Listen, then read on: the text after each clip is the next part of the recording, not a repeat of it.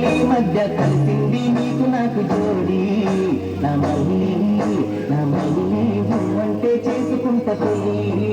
నా మళ్ళీ అంటే చేసుకుంట పెళ్ళి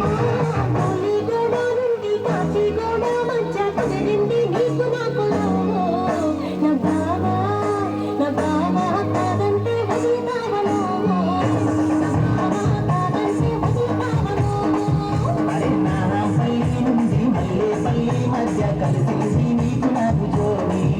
నా మళ్ళీ అంటే చేసుకుంట పెళ్ళి